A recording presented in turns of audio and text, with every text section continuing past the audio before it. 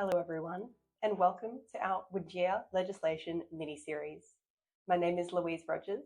I'm a Global DEI Advisor in the Work 180 team, and I'm thrilled to welcome you to our series today.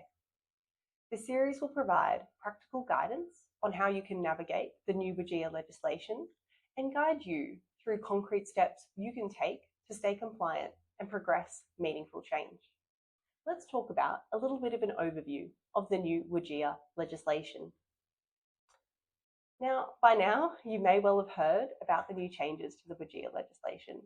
And this is not just another compliance box to tick. I really want to reiterate that.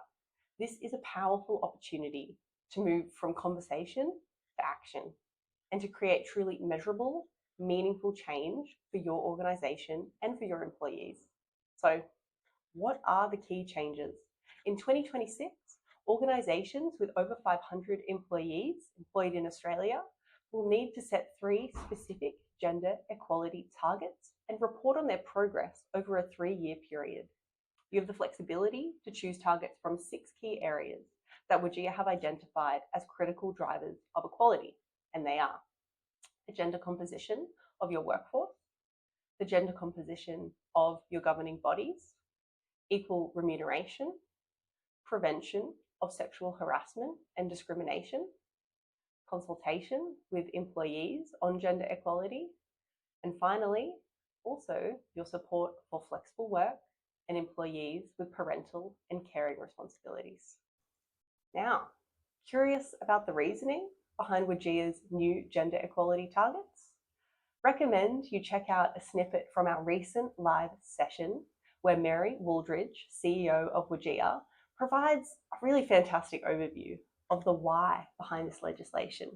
And this is available now in your mini-series resources, so I encourage you to check it out. Now, let's talk action versus numeric targets. Now, the legislation requires you to set both action and numeric targets, with at least one of your 3 goals being numeric. So, what's the difference? A numeric target is a quantifiable goal, such as a percentage change. For example, achieving a 40% representation of women in leadership positions, or reducing your gender pay gap by 5%. An action target focuses on those enabling activities that help drive change, such as improving facilities and supports for parents and carers, which could include uplifting parental and breastfeeding rooms on site. Or it could also include improving supports for employees experiencing domestic and family violence. And you can check out some of our recorded webinars that take a little bit of a deeper dive into the specific nuts and bolts of the new legislation, including information on reporting timelines, example targets, common misconceptions, and also FAQs. Now, let's talk through some of the risks. This new legislation is a real catalyst for change.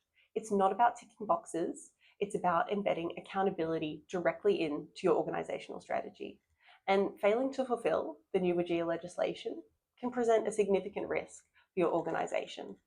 Now, of course, we have our direct legislative risks, where organizations can be subject to public naming and shaming and also become ineligible for government tenders if they do not demonstrate improvement or meet their gender equality targets. But beyond these penalties, there is also a considerable reputational risk.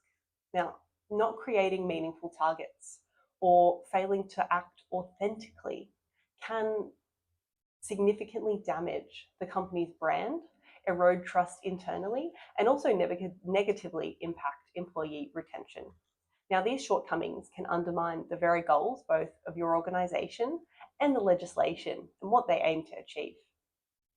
But what next? Now you've heard about the legislation, are you unsure where to go to from here?